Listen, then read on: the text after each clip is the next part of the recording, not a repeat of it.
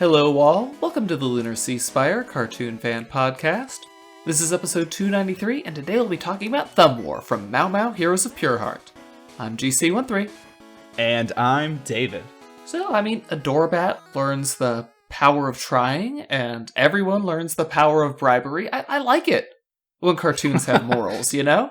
Mao Mao always ends on a great moral, especially this episode where Badgerclops cheated his way all the way along the Thumb War through bribery, and I like the setup of the joke too, which is that we only saw his beginning matches where everyone was just mysteriously forfeiting, and it seemed pretty obvious, okay, Badgerclops is big, not sure why everybody's skipping Badgerclops but not skipping Big Thumb Pete, but okay, and then bringing it back was good. Yeah. Because that's what I thought when I first saw the episode. It's like they made a point. They were even doing like the heavy footstep sounds to show Badgerclops is big, and people have reason to be scared of him. So it was so brilliant when he's like, "Oh, hey, look, there's a lot of forfeits today," and then later on he's like, "Yeah, I just bribed everybody." It was good. Which is such a, just for the half-off breadstick coupon. Which, of course, what a reward from our lovely king. Either he wasn't spending very much on bribes, that breadstick meal that he's getting half off of is very expensive, or Badgerclops is not very good with money. It's one of those three. I very much believe Badgerclops to be a opportunistic spender, so I don't think he's very good at holding on to money. Most likely not. His thumbs haven't been tested. How do we know he can hold on to it? Very, very true. We didn't actually see Badgerclops' actual thumb prowess, so who knows if that'll ever come back to haunt him, that he didn't practice here. Probably not, although he's really good at the doorbell ringing game, which looks like a game that really should have been published for our quarantine era, because that game just has infinite replayability. Just how much faster can you mash a button than someone else? I want to know why Cartoon Network hasn't put that one on their little arcade thing. I'm sure I would have heard about it if Cartoon Network had put it up there. They published Jerry's game from Rick and Morty, of all things. Yes. Where you're just sitting there popping balloons. I love it. Well, okay. The thing about that is, if your child downloads the Jerry's game, it won't make a really awful doorbell sound constantly. Whereas if you were going to remain true to the show for this doorbell ringing app, I think you'd immediately get a bunch of 1-star ratings from parents on the App Store. So maybe they cut their losses on it. They just don't understand the subversive genius of, what was it, door hangers or something? I can't remember what they called it. Oh, door ringers? Probably. Yeah, something. I do like you didn't notice that he was wearing gloves? I could see that with my broken thumb. I like the idea that Big Thumb Pete being so goofy, but also so deeply serious about his one thing in life, which is that he's got a big thumb. He's mean. Yeah, he's one of the mean sweetie pies. Is he even a sweetie pie? He's basically a kangaroo, or what is he? I don't know. Maybe he followed the same route that the special men came in through, and he's like from out of town. Because we never see him in any other episode. It's not that he was just a joke character made for a single episode. I'm pretty sure that's not the case. There's a lore reason for him not being in any other episode. Definitely. I don't know. Definitely? Is that a sarcastic definitely? Because this definitely has the feel of a one-off character, unless we find out the reason why his thumb is so big. I did find his giant, it looked like almost a splinter scar on his thumb. It at one point made me think, oh, did he at one point get a splinter and then his thumb just festered and grew into this giant thumb? Maybe he was stuck with a radioactive splinter. Right, or maybe it's, kind of like one of the newer SpongeBob really gross episodes. SpongeBob also gets a large thumb from a splinter. Oh, that's such a horrible, that's one of those horrible SpongeBob episodes. Pus everywhere. But the other thing is that scar could have suggested maybe that his thumb grew really suddenly one day. And it caused sort of like a stretch mark type scar. So those are all that's looking very deeply into the very dumb character Big Thumb Pete.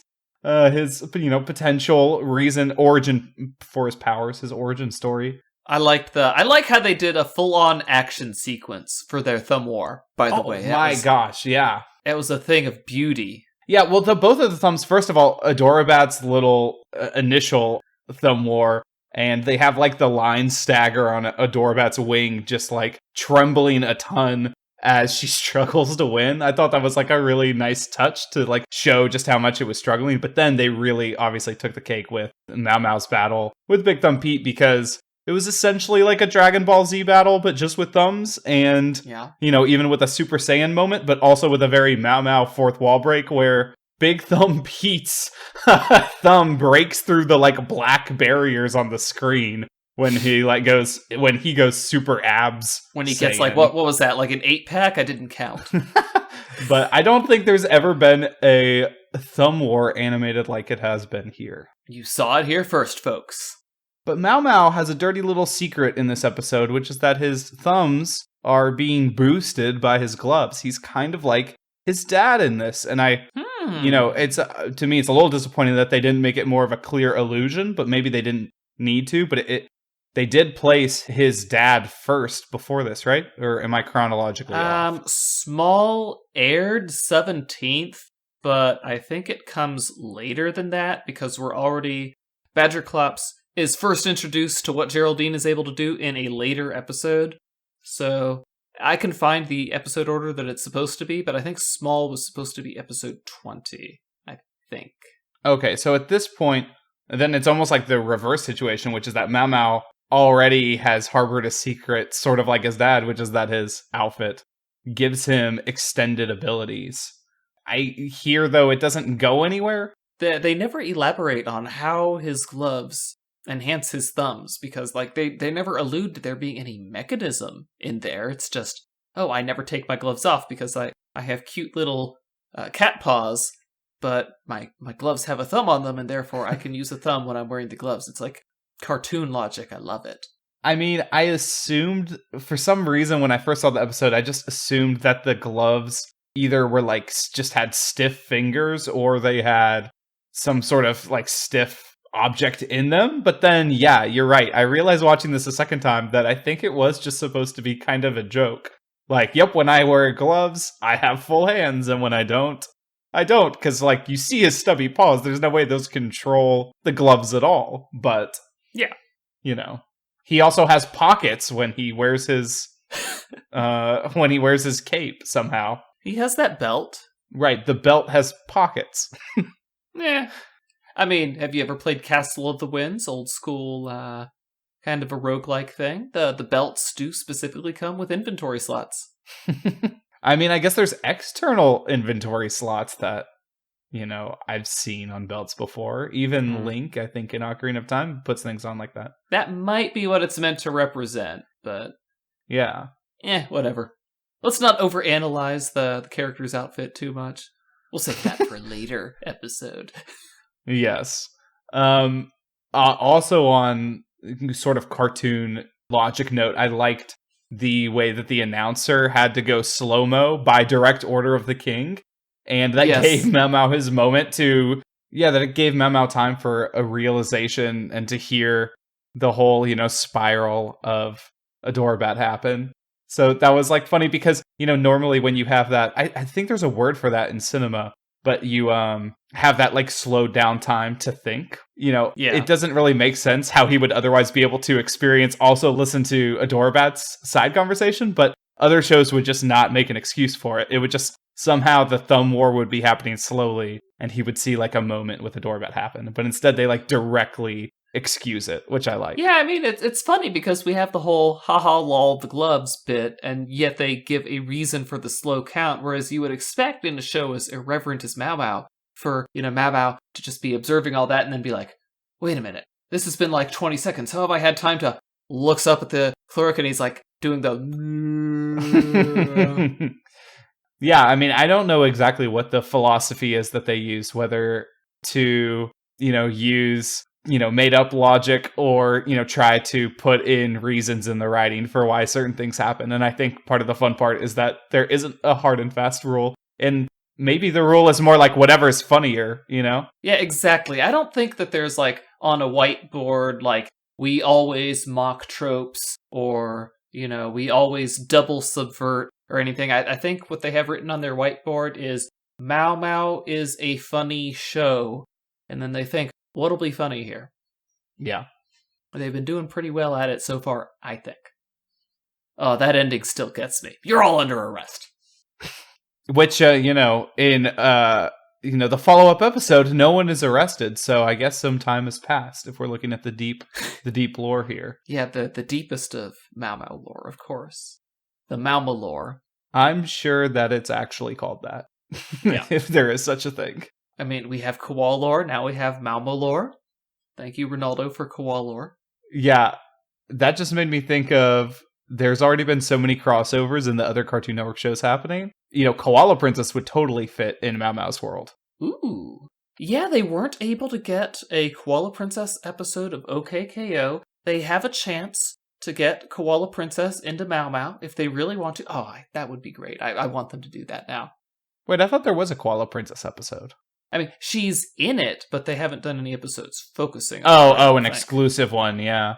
Yeah, no, she would totally fit in with the Sweetie Pies, although I guess Koala Princess is more anthropomorphic. Like, isn't she more human than Koala?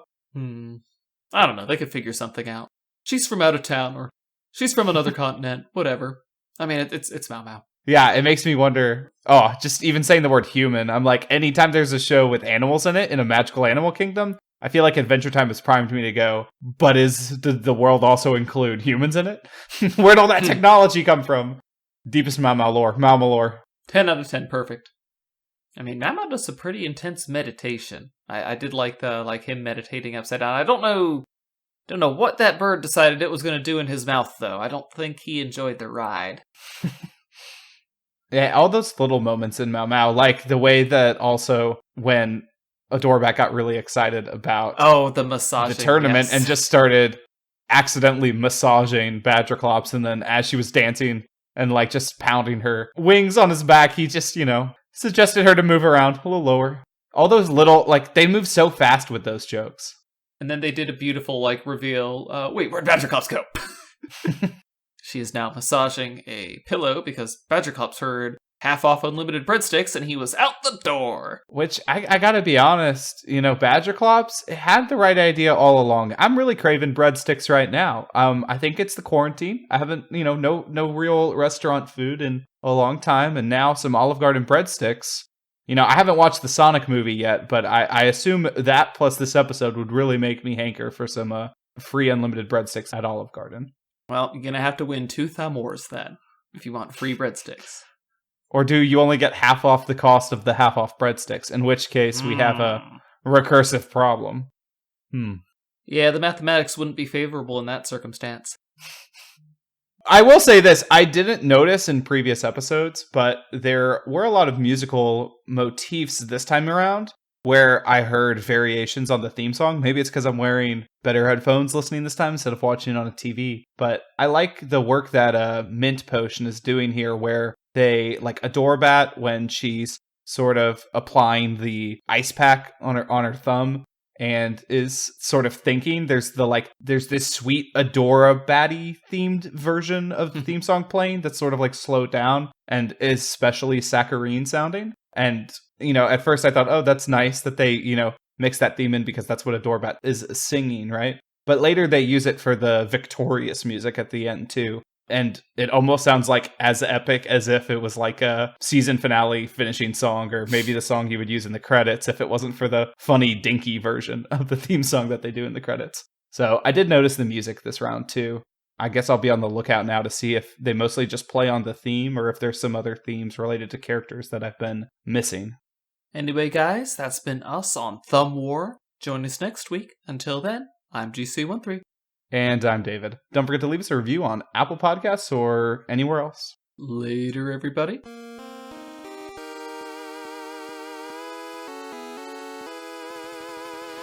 Our opening and closing music is by Mark Soto.